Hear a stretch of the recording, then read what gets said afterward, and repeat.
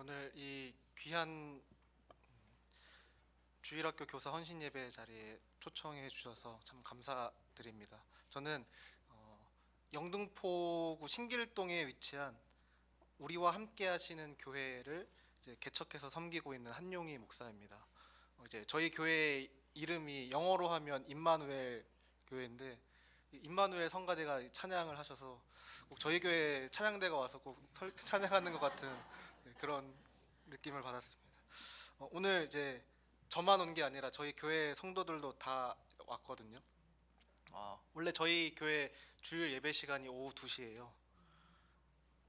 네, 이제 제가 존경하는 우리 고한율 목사님께서 초청해 주실 때 이런 기회에 은교교회 이제 가서 다 함께 예배하는 것이 또 우리 모두가 주 안에서 한 교회라는 그런 공교회성을 진짜로 배울 수 있는 좋은 기회가 되겠다 싶어서 감사하는 마음으로 오게 되었습니다. 오늘 이 예배를 통해서 이 자리에 나오신 모든 은곡교회 성도님들, 그리고 모든 선생님들, 그리고 저희 교회 모든 성도님들 모두에게 하나님의 크고 넘치는 은혜가 가득하시기를 소망합니다. 오늘 읽은 이 시편 67편을 가리켜서 많은 신학자들은 구약의 선교 시편이라고 부릅니다. 교사 헌신 예배에 와서 웬 선교 시편일까요? 한편으로 주일학교가 위기라고 말하는 이 시대에 저는 주일학교 사역은 선교와 같다는 생각이 들었습니다. 그리고 이 시편 67편을 통해 살펴볼 선교의 목적과 사실 주일학교의 목적은 동일합니다. 그리고 더 나아가서 오늘 이 시편의 메시지는 이 자리에 있는 우리 모두에게도 매우 적실한 주제를 우리에게 말씀하고 있는 것 같습니다. 그래서 하나님께서 오늘 이 말씀을 통해 저와 여러분들의 마음속에 이 복음의 확산과 전파에 대한 기쁨과 열정을 우리 모두에게 불어넣어 주시기를 소망합니다. 오늘 본문 1, 2절은요 하나님께서 우리를 부르신 이유에 대해서 이렇게 말씀합니다. 1, 2절을 보시면 하나님은 우리에게 은혜를 베푸사 복을 주시고 그의 얼굴빛을 우리에게 비추사 주의 도를 땅 위에 주의 구원을 모든 나라에게 알리소서, 이렇게 말씀합니다. 1절과 2절 사이 괄호 안에 셀라라고 쓰여 있죠. 여러분, 셀라가 무슨 뜻일까요?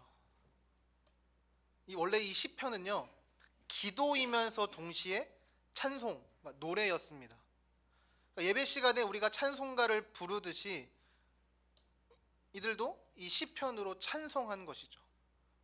지금은 이제 그 의미 다 소실되어서 알 수 없지만, 이 시편은요 찬양 가사였어요. 이 셀라는 다 함께 시편으로 노래하다가 음악이 계속 흐르는 동안에 노래를 잠깐 멈추라는 거예요. 찬양을 부르는데 음악이 계속 흐르고 있고 노래는 멈춥니다. 셀라는 그 시간 동안 이 메시지를 깊이 생각해 보라는 것입니다. 1절에서 시편 기자가 뭐라고 기도하죠? 하나님, 우리에게 은혜를 베풀어 주세요. 우리에게 복을 주세요. 우리에게 당신의 얼굴빛을 비춰주세요 라고 기도합니다. 그럼 셀라는 뭘 생각해 보라는 것일까요? 우리가 하나님께 왜 복을 받아야 되는지, 왜 우리가 하나님께 은혜를 구해야 되는지를 생각해 보라는 것입니다. 그리고 2절에서 그 답을 얻습니다. 주의 도를 땅 위에, 주의 구원을 모든 나라에 알리기 위해서라고요. 그럼 내가 복을 받고 싶은 이유는 그냥 모든 복을 나 혼자 독점하지 않고 내 주변에 퍼뜨리기 위함이라는 것입니다. 저와 여러분, 오늘 우리 모두는요 하나님의 은혜와 복을 받기 위해 이 자리에 나왔습니다.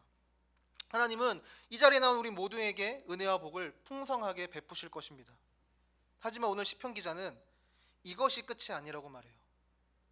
하나님이 우리에게 은혜와 복을 베푸시는 이유는 그것을 온 땅에, 모든 나라에 알리고 퍼뜨리기 위함이라고 말씀하고 있는 것입니다.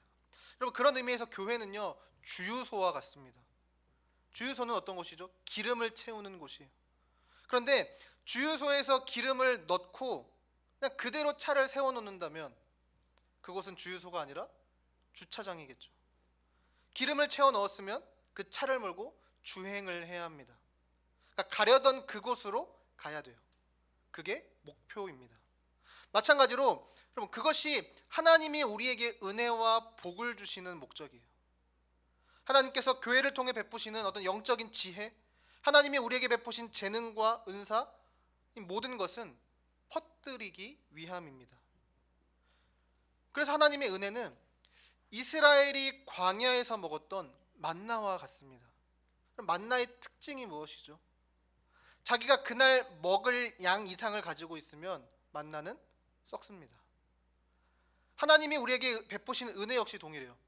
하나님이 우리에게 베푸시는 은혜와 복을 그냥 내가 계속 가지고만 있으면, 그것을 계속 우리가 축적하면 축적할수록 쌓이는 것이 아니라 오히려 고이다가 썩게 되는 것입니다.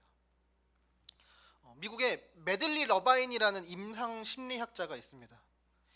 이분이 원래는 가난한 지역의 사람들을 대상으로 이제 상담하는 일을 하다가 캘리포니아에 있는 그 부유층이 사는 동네로 이제 옮기게 된 거예요. 처음에는 그 소득 수준이 높은 곳으로 가니까 내 일이 훨씬 더 수월해질 것이라고 생각했습니다. 그런데 오히려 가난한 아이들보다 부유한 집안의 아이들이 정서적으로 훨씬 더 심각한 문제를 겪는다는 것을 이제 이분이 알게 된 것입니다. 이 메들리 러바인이 쓴 물질적 풍요로부터 내 아이를 지키는 법이라는 책에서 이 저자는 이렇게 말합니다. 지난 150년 이래 청소년 자살률은 4배나 늘어났다. 오랜 기간 내 상담실은 생활 환경과 반비례하는 것이 아니고 비례하는 10대들로 점점 더 채워지고 있다. 이른바 운 좋은 유전자를 가지고 태어난 똑똑한 아이들, 동시에 부모가 좋은 의도로 아이에게 많이 관여하고 경제적으로 풍족하고 많이 배운 부모가 제공해주는 많은 기회를 누리며 사는 아이들로 내 상담실이 채워지고 있다. 많이 배우고 경제적으로 풍요로운 부모의 개입이 어떤 면에서는 내 상담실을 찾아오는 10대들, 곧 많은 특권을 누리고 있지만 불행하고 한없이 유약한 아이들의 문제에 일조하고 있을지도 모른다고 생각할 수밖에 없었다. 그래서 이 메들리 러바인이 계속해서 그 이유를 찾기 위해 연구하다가 이런 결론에 도달했습니다. 그러니까 많은 복, 많은 물질, 많은 자원을 가졌어도 그것을 제대로 흘려보내지 못할 때, 그러니까 사람들은 정서적으로 훨씬 더 큰 문제를 갖게 된다는 것입니다. 그러니까 아이들을 제대로 키우는 올바른 방법은, 그러니까 그들이 가지고 있는 것은 자기의 것이라고 생각하지 않게 하면서 동시에 이웃들에게 흘려보내도록 교육해야 한다고 말한 것입니다. 그럼 사실 우리가 받은 은혜와 복이 우리 안에만 계속해서 머무는 것은 그러니까 고이고 썩는 문제예요. 그런데 또 그것을 넘어서 우리가 또 한편으로 생각해 보면요, 이것은 매우 부자연스러운 일입니다. 본문 4절을 한번 보면요, 온 백성은 기쁘고 즐겁게 노래할지니 주는 민족들을 공평히 심판하시며 땅 위의 나라들을 다스릴 것임이니이다. 오늘 우리가 읽은 이 시편 67편 2절부터 4절에 보면 백성들이 기뻐하고 있습니다. 그리고 그 기쁨이 온 세상으로 퍼지는 것이죠. 이것은 매우 자연스러운 것입니다. 그리고 이 시편 67편을 주석한 대부분의 학자들은 이 기쁨이라는 것이 이 67편의 핵심적인 주제라고도 말해요. 그럼 우리는요, 무언가에 기쁘면 그것을 다른 사람에게 말하고 싶어집니다. 기뻐하는 일을 말하고 싶어하는 본능이 그러니까 우리 안에 있는 거죠. 재밌는 드라마가 하나 있어요. 그럼 여러분들은 그것을 어떻게 하시나요? 저는 이거 좀 제발 좀 보라고, 너무 재밌으면 협박을 합니다. 도대체 왜 이걸 안 보냐고요. 최근에 그 폭삭 소가수다와 그 언젠가는 슬기로울 전공의 생활을 제가 재밌게 봤는데요. 요즘은 드라마를 하면 전날이나 며칠 전에 2, 3분짜리 선공개 해가지고 막 미리 보여주거든요. 저 혼자 보기 아까운 거예요. 항상 그래서 저는 저희 아내한테 이거 선공개 떴어, 빨리 봐봐, 이걸 항상 보내요. 그러니까 이 드라마를 보면서 누리는 기쁨을 저만 즐기고 싶지 않은 거죠. 어떻게든 보게 합니다. 또 맛있는 것을 먹으면 어떻게 하죠? 그럼 최소한 우리는 추천합니다. 이거 진짜 맛있어, 이거 한번 먹어봐. 근데 이게 너무 맛있어요. 그럼 어떻게 하죠? 데리고 가서 사줍니다. 이건 다 먹어봐야 돼 라면서 사주는 거죠. 특히나 가족이라면 더더욱 그러겠죠. 제가 너무 세속적이었죠. 이제 좀 더 은혜로운 예를 제가 한번 얘기해 보겠습니다. 제가 이 교회를 개척할 수 있었던 비결도 사실은 이거였어요. 저는 그러니까 책 읽는 거 말고 책 자랑하는 걸 좋아해요. 근데 결혼 전에는 이제 저희 신학교 동기들에게, 그러니까 제가 읽거나 가지고 있던 책 중에 좀 좋은 게 있으면 제가 저희 동기들 중에 막내여서 형, 이 책이 너무 좋아요. 이건 꼭 한번 읽어봐야 돼요 하면서 계속 책을 추천했어요. 그러다가 이제 결혼을 하면서 그 대상이 바뀌었습니다. 제 아내한테 하는데 대신 이제 이전과는 좀 방식이 달라졌어요. 저희가 이제 저녁마다 이제 산책을 자주 하거든요. 이제 아내가 퇴근하고 와서 같이 저녁 먹고 산책을 할 때마다 이제 제가 그날 제가 읽었던 책의 내용, 제가 이해했던 것을 계속 얘기하는 거예요. 아내가 어떻게 들을지는 생각하지 않고 혼자 신나서 한 30분, 1시간을 계속 떠듭니다. 아내가 항상 그 할당량을 다 채웠는지 저한테 항상 물어봐요.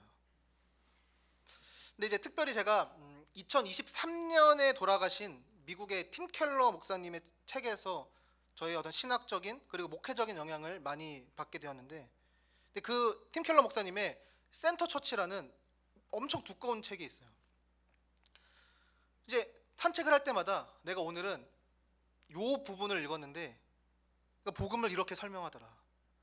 이렇게 이러이러해서 교회 개척이 반드시 필요하더라. 이런 얘기를 하는 거예요. 교회란 이런 공동체야. 이런 공동체여야 돼. 그러니까 이런 얘기들을 매일매일 했습니다. 그러니까 제 기쁨을 퍼뜨렸죠. 근데 이게 엄청난 변화를 가져왔는데요. 제가 이전에 이제 한 교회에서 부목사 사역을 하면서 그냥 아내한테 툭 이렇게 던진 적이 있어요. 이 교회에서 한 1, 2년만 더 사역하다가 우리 개척할까? 했더니 저희 아내가 이렇게 대답했습니다.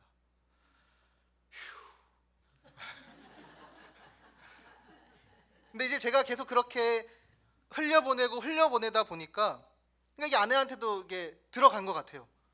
그리고 제가 사역하던 그 교회에서 사임하기로 하면서 다시 한번 물어봤어요. 우리 개척하는 게 어때? 그랬더니 그때는 그래 하자.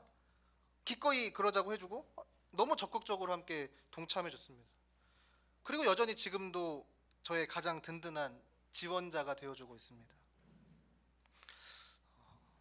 미국의 신학자 데이비드 패티스라는 분이 있는데요. 이분이 쓴 책 중에 은혜 받는 습관이라는 책이 있습니다. 거기에 보면 이런 말이 있어요. 나는 믿음은 있지만 크게 성장하지 못하는 영적 문제를 안고 있는 그리스도인들을 종종 만난다. 성경 공부가 귀찮은 허드렛 일처럼 되고 기도 생활이 메마른 습관으로 바뀌었다. 한때 큰 열정을 가지고 증언하던 회심의 기적이 희미해져가는 먼 추억이 되어버렸다. 그들이 하는 일이라고는 단지 교회를 다니는 것뿐이다. 그들은 미온적이고 기계적인 태도로 고립화된 기독교의 고된 길을 힘겹게 걸어가고 있다. 그러나 그런 무기력한 신자들이 영적인 고립 상태에서 벗어나 구도자들을 만나게 되면 놀라운 일이 일어나기 시작한다. 그들이 교회 다니지 않는 사람과 생사를 가르는 대화를 나누게 되면 마음이 새롭게 혁신되는 징후가 나타나기 시작한다. 오랫동안 무시해온 부분이 새로운 의미를 지닌 채 되살아난다. 다른 사람들에게 복음을 전하려는 노력이 개인의 성장을 자극하는 촉매가 된다는 것은 얼마나 고무적인 일인지 참으로 믿기 어려울 정도다. 저희가 개척을 준비하면서 저희 가정에서 1년 정도 아내와 둘이 예배를 했습니다. 종종 이제 방문자들이 있긴 했지만 대부분은 저와 아내 둘이서 예배했어요. 제가 이런 얘기를 하면 많은 분들이 되게 극률한 눈빛으로 쳐다보시는데 사실 저희는 되게 좋은 시간이었어요. 아마 그 시간이 아니었으면 저희는 개척을 하지 않았을 수도 있을 것 같아요. 그러니까 둘이 마주보고 앉아서 예배할 때 그러니까 복음이 우리 안에 일하시는 것들을 굉장히 깊이 경험했습니다. 그런데 복음은요 퍼져나갈 때 그에 못지않은 그리고 더 큰 기쁨을 우리에게 경험하게 해요. 저희가 어떤 청년 커플과 종종 이제 교제를 했었는데 그 중에 어떤 자매는 신앙생활을 하고 있었고 형제는 이 자매를 만나면서 교회 출석은 하고 이제 기독교 신앙에 대해 이제 약간 관심이 생기기 시작했습니다. 그래서 만나서 대화할 때마다 형제가 이제 제게 복음과 기독교 신앙에 대해서 계속 물었고, 저는 제가 할 수 있는 한 최대한으로 이제 계속해서 답을 해줬습니다. 대화를 통해 하나님이 당신의 아들 예수 그리스도를 통해 우리를 위해 행하신 일들에 대해서 소개해 줬죠. 그러다가 그 형제가 예수 그리스도를 진정한 구세주로 믿게 되었고, 그 교회에서 세례도 받았습니다.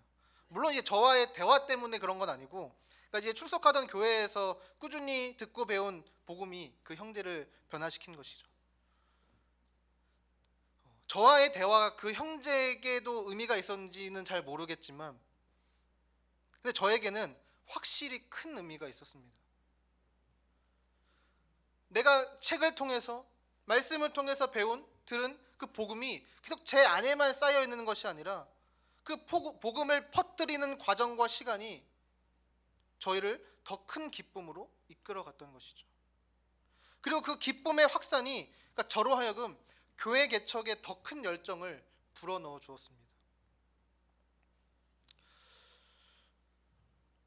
그렇다면 우리는 이제 좀 더 구체적으로 우리가 해야 되는 것은 무엇일까요? 우리가 해야 되는 일은 그 기쁨을 퍼뜨리는 것입니다. 다른 말로 표현하면 복음을 전하는 거예요. 오늘 본문 1절부터 4절을 다시 한번 보겠습니다. 함께 한번 읽어볼까요? 하나님은 우리에게 은혜를 베푸사 복을 주시고 그의 얼굴빛을 우리에게 비추사 주의 도를 땅 위에 주의 구원을 모든 나라에게 알리소서. 하나님이여 민족들이 주를 찬송하게 하시며 모든 민족들이 주를 찬송하게 하소서. 온 백성은 기쁘고 즐겁게 노래할지니 주는 민족들을 공평히 심판하시며 땅 위의 나라들을 다스릴 것임이니이다. 아멘. 우리가 이 시편을 읽을 때 기억하면 좋은 특징이 하나 있습니다. 시편에는요, 좀 어렵긴 하지만 평행법이라는 히브리시의 문법적인 특징이 있어요. 근데 이 평행법도 뭐 여러 종류가 있지만 대표적으로 이런 특징이 있는데요. 이 시편 기자가 서로 다른 표현 혹은 다양한 표현을 사용해서 하나의 개념을, 그러니까 다각도로 풍성하게 이해하게 해주는 것입니다. 1절에 보면 하나님은 우리에게 은혜를 베푸사 복을 주시고 라는 문장이 있고요, 뒤에 그의 얼굴빛을 우리에게 비추사 라는 문장이 있습니다. 여기서 우리는 이런 의미를 유추할 수 있어요. 우리가 받는 은혜와 복이 무엇인가? 그것은 하나님이 비추시는 그분의 얼굴빛을 보는 것입니다. 창세기 15장 1절에 보면 하나님이 아브라함에게 이렇게 말씀하세요. 내가 너의 가장 큰 상급이라고 말씀하십니다. 아브라함에게 있어서 복은 무엇입니까? 하나님 그분을 갖는 것입니다. 그리고 성경 곳곳에 보면 하나님을 향해 당신의 얼굴을 내게 보여주세요, 당신의 얼굴빛을 비춰주세요 라고 기도하는 장면들이 나옵니다. 그럼 이것이 무슨 뜻일까요? 왜 하필 얼굴일까요? 그럼 얼굴의 특징이 무엇입니까? 얼굴은 다른 기관은 할 수 없는 일을 해요. 우리의 기분, 우리의 감정을 드러내 보여줍니다. 여러분, 제 손이 제 감정을 드러내 보여주지 못합니다. 제 손바닥을 보시고 제가 기분이 좋은지 화가 났는지 알 수 있는 분은 없으시죠? 근데 지금 제 표정을 보면 제가 지금 엄청 긴장했구나, 이게 보이시죠? 하나님을 향해서 당신의 얼굴빛을 내게 비추소서라는 이 기도는요, 하나님 당신의 웃는 얼굴을 보고 싶습니다. 더 나아가서 하나님 당신이 저를 사랑하신다는 것을, 있는 그대로 용납하시고 받아들여 주신다는 것을 알고 싶습니다 라고 기도하는 것입니다. 우리가 하나님께 받는 복은 하나님의 얼굴빛을 보는 거예요. 하나님이 우리에게 베푸신 어떤 도움들도 있겠지만 그분 자체를 갖는 것입니다. 하나님과 깊은 관계를 맺는 거예요. 그분과 더 깊어지는 것입니다. 그리고 우리는 그것을 통해 주의 도, 주의 구원, 즉 복음을 온 땅과 모든 나라가 알게 하는 것입니다. 복음이란 무엇입니까? 바로 하나님의 은혜를 통해 하나님과 깊고 친밀한 관계를 맺는, 그러니까 방법에 대한 메시지인 거죠. 그리고 4절에서 이렇게 말합니다. 주의 민족들을 공평하게 심판하시며 땅 위의 나라들을 인도하심이니이다. 여기서 심판하시며라는 단어는 인도한다라는 뜻이에요. 그리고 또 여기서 인도한다라고 번역된 단어는 목양한다라는 뜻의 단어입니다. 복음을 통해 모든 나라와 백성을 인도하시는 하나님의 은혜와 복을요 전해 주는 것입니다. 그러므로 우리는 복음을 모든 사람과 나누어야 합니다. 복음이 우리에게 주는 참된 기쁨을 퍼뜨리는 것입니다. 왜냐하면 사람들은 이게 필요하지만 필요한 것인 줄 모르기 때문이에요. 몇 년 전에 방영했었던 나의 해방일지라는 드라마가 있었어요. 혹시 보셨나요? 저만 봤으면 큰일 난, 이거 여러 번 언급을 해야 되는데, 거기에 나오는 주인공이요 김지원이라는 배우가 이제 연미정이라는 인물이에요. 근데 이 사람은 좀 비참하고 쓸쓸하고 채워지지 못한 삶을 살아가고 있습니다. 그러니까 직장은 서울인데 경기도에 살아요. 그리고 연미정은 그러니까 늘 약간 좀 우울한 삶, 삶의 무게에 찌들어 있는 삶, 그리고 계약직으로 늘 차별받는 삶을 살고 있었습니다.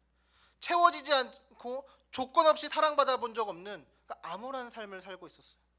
그러다가 이상한 남자 구씨, 그러니까 손석구를 만납니다. 그리고 이제 그에게 그렇게 이야기하죠. 나를 추앙해. 아무런 조건 없이 내가 어떠하든지 나를 있는 그대로 받아주고 사랑해달라고 얘기하죠. 나를 채워달라고 해요. 그러다 연미정이 하는 대사 중에 이런 말이 있습니다. 어려서 교회 다닐 때 기도 제목 적어내는 게 있었는데 애들이 쓴 거 보고 이런 걸 왜 기도하지? 뭐 성적, 원하는 학교, 교우 관계, 고작 이딴 걸 기도한다고? 신한테? 신인데? 난 궁금한 건 하나밖에 없었어. 나 뭐예요? 나 여기 왜 있어요? 50년 후면 존재하지 않을 건데 이전에도 존재한 것 같은 느낌, 내가 영원할 것 같은 느낌, 그런 느낌에 시달리면서도 마음이 어디 한 군데서 한 번도 안착한 적이 없어. 이불 속에서도 불안하고 사람들 속에서도 불안하고, 난 왜 다른 애들처럼 해맑게 웃지 못할까? 난 왜 늘 슬플까? 왜 늘 가슴이 뛸까? 왜 다 재미없을까? 인간은 다 허수아비 같아. 자기가 뭔지 모르면서 그냥 연기하면서 사는 허수아비. 어떻게 보면 건강하게 잘 산다고 하는 사람들은 이런 모든 질문을 잠재워두기로 합의한 사람들일 수도. 인생은 이런 거라고 어떤 거짓말에 합의한 사람들. 근데 난 합의 안 해. 죽어서 가는 천국 따윈 필요 없어. 살아서 천국을 볼 거야. 여러분, 연미정이 하는 이 대사는요 사실 많은 사람들이 한 번씩 던지는 질문이기도 합니다. 나는 누구고 왜 여기 있는 것인지, 뭐 내세 혹은 영원한 세계와 내 존재에 대한 질문들이에요. 그런데 우리 사회는 이런 질문에 이렇게 답합니다. 왜 그렇게 쓸데없는 고민해? 그런 고민 그만하고 공부나 해. 취직 걱정이나 해. 지금 당장 먹고 살 걱정이나 해 라고요. 그런 질문하기 전에 네가 이 사회에 사람들에게 받아들여지고 사랑받기 위한 자격이나 갖추라고 말합니다.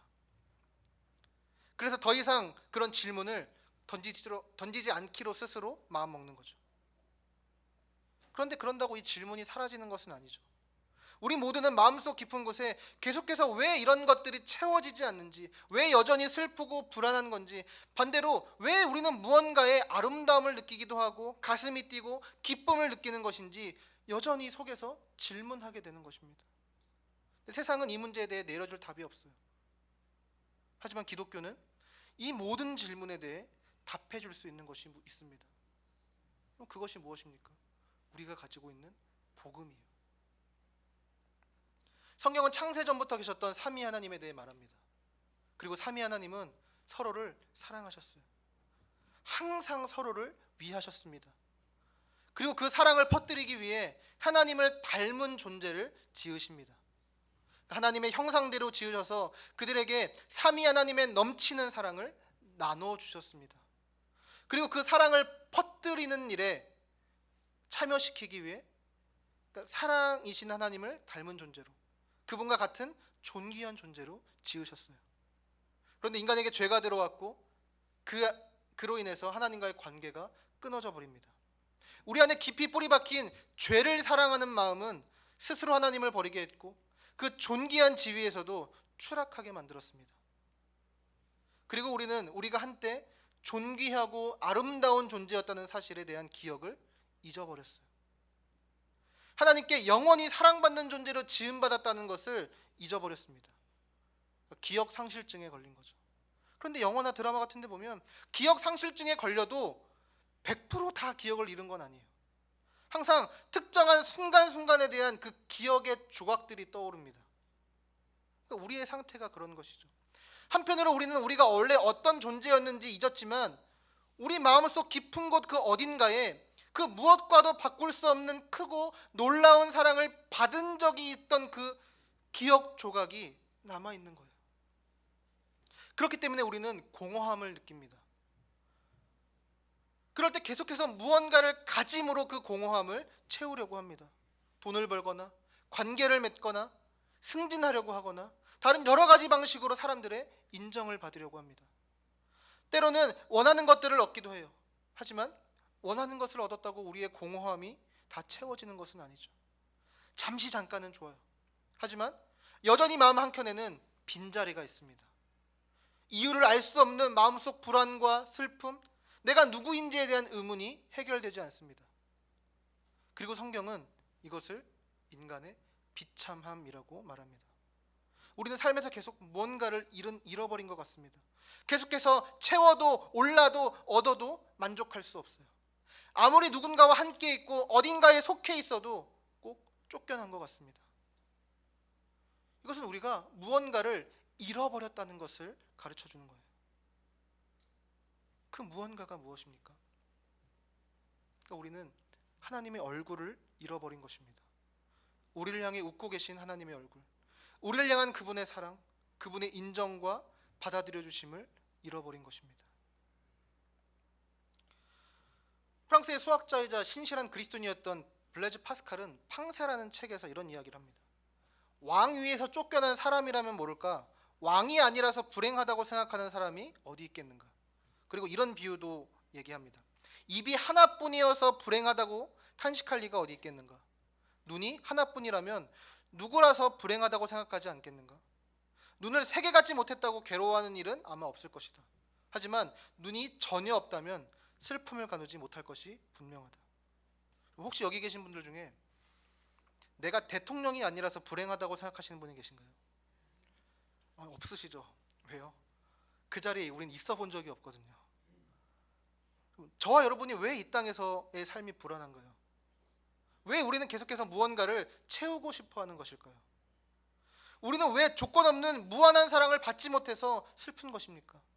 여러분, 연미정은 왜 단순한 사랑을 넘어 그것을 뛰어넘는 추앙을 요구하는 것일까요? 원래 사랑을 받아본 기억이 우리의 영혼 안에 남아있기 때문이에요. 원래 하나님의 형상으로 지음받아 하나님께서 주신 내가 존귀한 존재라는 그 기억이 우리 안에 남아있기 때문입니다. 그래서 우리에게는 궁극적인 사랑이 필요합니다. 궁극적인 관계가 필요합니다. 원래 우리는 하나님과의 관계 속에서 엄청난 행복을 누리도록 지음받은 존재예요. 그렇기 때문에 그 어떤 존재도 우리를 완전히 채워줄 수 없습니다. 설령 누군가 그러니까 사랑을 넘어 추앙한다 해도 우리를 완벽하게 채워주지 못합니다. 그래서 시편 기자가 오늘 이렇게 기도하는 것입니다. 하나님, 당신의 얼굴 빛을 우리에게 비춰주소서. 그럼 이제 우리는 이렇게 질문할 수 있습니다. 우리는 어떻게 하나님의 웃는 얼굴을 볼 수 있습니까? 우리는 어떻게 그분이 비추시는 얼굴 빛을 볼 수 있습니까? 어떻게 다시 그분의 사랑을 받고 그분의 품에 안길 수 있습니까? 그분께 받아들여지는 은혜를 우리가 경험할 수 있습니까? 이 질문에 저와 여러분은 어떻게 답하시겠습니까?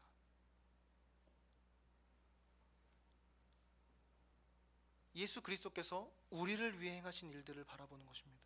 다시 말해서 복음을 기억하는 거예요. 아까 잠깐 얘기했지만 여러분, 시편은요 찬송가였습니다. 1세기의 모든 회당에서 안식일에 예배를 드렸던 사람들은 이 시편을 펼쳐놓고 찬송을 불렀습니다. 그 중에는 이 땅에 사람으로 오신 예수님도 계셨어요. 시편 67편을 부르셨을 때 예수님은 어떤 기분이셨을까요? 4세기의 신학자인 아우구스티누스는 예수님이 모든 시편의 가수라고 말합니다. 그래서 시편을 읽을 때 우리는 그리스도께서 이 시편을 어떻게 읽으셨는지를 상상하면서 읽어야 된다고 말해요. 예수님도 이 시편으로 찬양하시면서 이렇게 기도하십니다. 하나님, 우리에게 은혜를 베푸사 복을 주시고 당신의 얼굴빛을 우리에게 비춰주십시오. 무슨 뜻입니까? 하나님, 저뿐만 아니라 여기 회당에서 함께 예배하는 모든 이들에게도 당신의 웃는 낯을 보여주십시오 라는 뜻입니다. 여러분, 그렇게 기도할 때, 그렇게 노래할 때 예수님의 마음이 어땠을까요? 한편으로는 벅차셨을 것입니다. 모든 하나님의 백성들이 하나님의 웃는 얼굴을 보며 하나님의 품 안에서 그분의 차고 넘치는 사랑을 받는 모습을 상상하시면서 그분은 기뻐하셨을 것입니다. 하지만 다른 한편으로 그분은 매우 슬프고 고통스러우셨을 것입니다. 왜요? 죄인이 하나님의 얼굴빛을 보기 위해서는 예수님께서 하나님의 얼굴빛을 잃어버리셔야 했기 때문입니다. 영광스러운 지위를 잃어버린 우리가 다시 하나님의 자녀로 올라가기 위해서는 예수님께서 가장 영광스러운 지위를 잃으셔야 했기 때문입니다. 예수님은 무엇을 잃으셨습니까?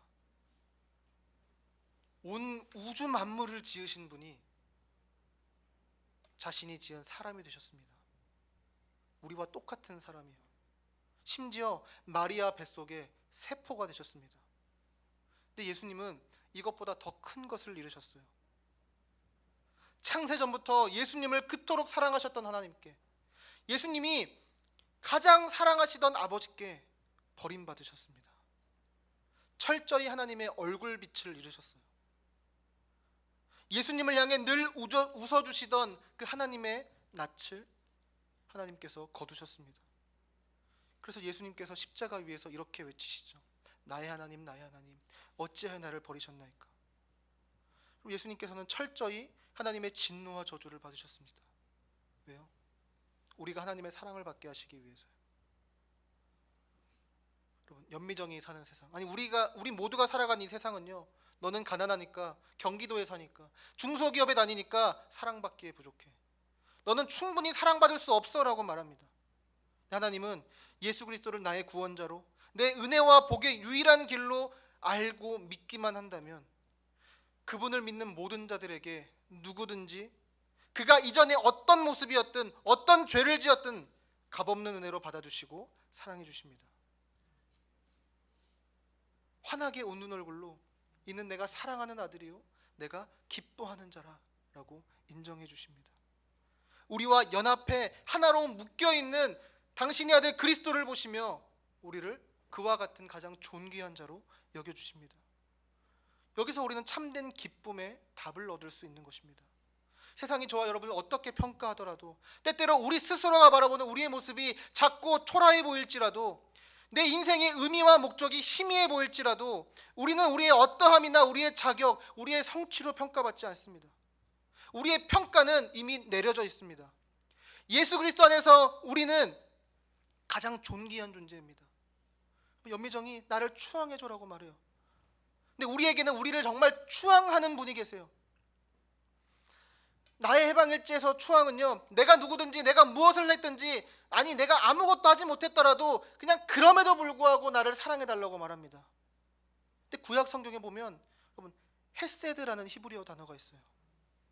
이것이 성경 곳곳에서 인애, 헌신 이런 것들로 번역됩니다. 근데 이 헤세드가 바로 그럼에도 불구하고 사랑하는 사랑이에요. 여러분, 이 헤세드가 어디서 제일 잘 나타납니까? 우리를 향한 하나님의 사랑이에요. 하나님은 언제나 그럼에도 불구하고 우리를 사랑하십니다. 하나님은 우리가 어떠하든지 우리를 사랑하십니다. 하나님은 우리를 추앙하십니다. 왜요? 예수님께서 우리의 모든 죄는 다 당신께서 가져가시고, 그리고 그 값을 치르시고 예수님의 의로움, 예수님의 아름다움, 그분의 순종을 다 우리에게 넘겨주셨기 때문입니다. 하나님은 그런 예수님을 보시고 우리에게 그 어떠한 조건도 없이 우리를 받아주시고 사랑해 주십니다. 우리를 인정해 주세요. 이것이 우리가 누릴 가장 큰 기쁨인 것입니다. 근데 이제 여러분들에게 이렇게 질문하고 싶습니다. 이것이 우리의 가장 큰 기쁨입니까? 저와 여러분은 무엇으로 우리의 마음을 채우고 있습니까? 1차적으로 저와 여러분이 하나님의 얼굴빛, 그분의 사랑을 받고 하나님과 깊어지고 그분의 사랑 안에 거하는 것만이 우리의 존재와 우리가 삶에서 경험하는 모든 공허함과 모든 결핍을 완벽하게 채우게 하는 가장 큰 기쁨임을 깨닫고 누리고 계십니까? 그렇지 않다면 우리 모두 기도합시다. 하나님, 우리에게 은혜를 베풀어 복을 주시고 당신의 얼굴빛을 우리에게 채워주십시오. 우리에게 비춰주십시오. 그리고 우리를 대신해 우리를 위해 하나님께 버림받으시고 십자가를 지셨던 예수 그리스도의 사랑을 기억합시다. 여러분, 늘 복음을 상기합시다. 복음은 우리가 처음 구원받았을 때뿐만 아니라 매일매일 예수님이 다시 오시는 그날까지 필요합니다. 복음은 아무런 자격 없는 우리가 하나님께 가장 존귀한 존재로, 가장 사랑받아 마땅한 존재로 값없이 받아들여졌음을 우리에게 이야기해 줍니다. 우리로 하여금 기뻐할 수 있는 에너지를 계속해서 공급해 주는 것입니다. 복음만이 다른 무엇도 줄 수 없는 기쁨으로 우리를 채울 것입니다. 그리고 그 일이 이루어질 때 우리는 그 기쁨이 너무 커서 다른 사람들에게 말하지 않고는 배길 수 없게 될 것입니다. 우리 안에 있는 기쁨이 주변 사람들에게 그리스도를 말하지 않고는 배길 수 없게 만들 것입니다. 혹시 여러분의 마음속에 있던 그 기쁨이, 그 감격이 식어버렸습니까? 사람들을 만나 대화해 보십시오. 여러분들의 가족과 친구, 자녀, 주께서 함께 한 몸을 이루게 하신 공동체와 대화해 보십시오. 그리고 복음을 함께 깊이 묵상해 보십시오. 그리고 우리가 그토록 찾고 있었던 것들을 다른 곳에서 찾으라는 것은 아닌지 회개해 보십시오. 우리의 우상, 하나님보다 더 사랑한 그 무언가를 회개해 보십시오. 그리고 아이들을 위해서 수고하고 헌신하시는 선생님들께 말씀드립니다. 우선은 감사드려요. 아이들이 해마다 줄어들고 주일학교의 상황들도 점점 열악해지고 척박해지는 상황 속에서도 오직 주의 복음과 아이들을 위해 헌신하시는 모든 선생님들께 정말 감사드립니다. 그리고 부탁드립니다. 아이들에게 이 기쁨이 무엇인지 알려주십시오. 복음을 매주 알려주십시오. 보여주십시오. 아이들이 왜 내가 이 땅에 존재하는지, 내 존재의 목적과 의미가 무엇인지 질문해 올 때, 삶의 현실과 무게에 억눌려 있을 때, 저마다 그저 많이 알고 많이 갖고 높이 올라가는 것에만 혈안이 되어 있을 때 우리의 진정한 기쁨을 퍼뜨려 주십시오. 우리의 진정한 목적이 하나님을 예배하는 데 있음을 보여주십시오. 오늘 본문 3절에 하나님이여 민족들이 주를 찬송하게 하시며 모든 민족들이 주를 찬송하게 하소서라고 말씀하는데요. 여기서 찬송하게 하다라는 단어는 단순히 하나님을 그냥 높이게 해달라는 정도가 아닙니다. 좀 더 정확한 의미는요, 인정하게 하다라는 뜻이에요. 하나님만이 우리의 유일한 기쁨의 원천이시며 복 그 자체이심을 믿고 인정하도록, 그래서 하나님을 찬양하고 예배하게 해달라고 구하는 것입니다. 하나님은 선생님들을 통해 이 기도로 기도하게 하실 것이고 반드시 이 기도에 응답하실 것입니다. 그리고 마지막으로 이것만 말씀드리고 마치겠습니다. 오늘 본문 1절과 7절에 보면요, 이렇게 말씀합니다. 하나님은 우리에게 은혜를 베푸사 복을 주시고 그의 얼굴빛을 우리에게 비추사 하나님이 우리에게 복을 주시리니 땅의 모든 끝이 하나님을 경외하리로다. 하나님은 나에게가 아니라 우리에게 복을 주십니다. 하나님은 저와 여러분 한 사람 한 사람에게 복을 주시기도 하지만 하나님은 공동체 전체, 은곡교회, 그리고 우리와 함께 하시는 교회에 복을 주십니다. 하나님의 얼굴빛을 교회 전체에 비추시는데 어떤 방식으로 일하시냐면 교회가 서로 사랑하는 것을 통해 하나님의 은혜와 복을 베푸십니다. 사실 교회는 우리를 기쁘게도 하지만 슬프게도 합니다. 그러니까 사람들 때문에 좋기도 하지만 또 사람들 때문에 힘든 것도 많죠. 여러분, 주일학교 아이들이 딱 그런 존재이지 않나요? 구역과 소그룹으로 모여 만나는 지체들이 그렇지 않습니까? 그런데 그 사람들을 용서하거나 인내하면서 서로 섬기고 사랑하는 것입니다. 그것을 통해 우리는 서로를 사랑하셨던 삼위 하나님, 그리고 그 사랑을 깨닫고 누리고 퍼뜨리게 하시기 위해 자기 자신을 아끼지 않고 우리에게 내어주셨던 예수 그리스도의 사랑을 경험하고 누리는 것입니다. 이것이 하나님의 얼굴빛을 보는 것이죠. 그리고 이렇게 서로 사랑하는 공동체는요, 가장 강력한 전도가 됩니다. 1세기의 교회가 폭발적으로 성장했던 이유도 여기에 있습니다. 그럼 그들은 그저 사랑했어요. 각 사람의 필요를 따라 나눠주며 마음을 같이 했습니다. 그러자 주께서 구원받는 사람을 날마다 더하게 하셨습니다. 여러분, 선생님들이 보여주시는 사랑이 아이들이 더욱더 복음을 신뢰하고 복음에 소망을 두는 아이들로 자라가게 할 것입니다. 복음만이 줄 수 있는 기쁨으로 가득 찬 아이들로 이 세상을 살아갈 수 있게 할 것입니다. 그리고 그 사랑이 우리 모두에게, 또 우리 주변의 이웃들에게 기쁨을 경험하게 할 것입니다. 그리스도를 바라보십시오. 그리고 그분께 나아가십시오. 그분이 저와 여러분에게 하나님의 얼굴빛을 비추어 주실 것입니다.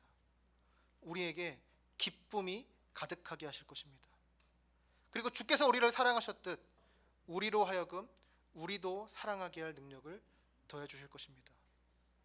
기쁨을 퍼뜨리는 이 자리에, 이 예배에 참석한 우리 모든 은국교회 성도님들, 모든 주일학교 선생님들, 그리고 우리와 함께 하시는 교회 모든 성도들 되시기를 소망합니다.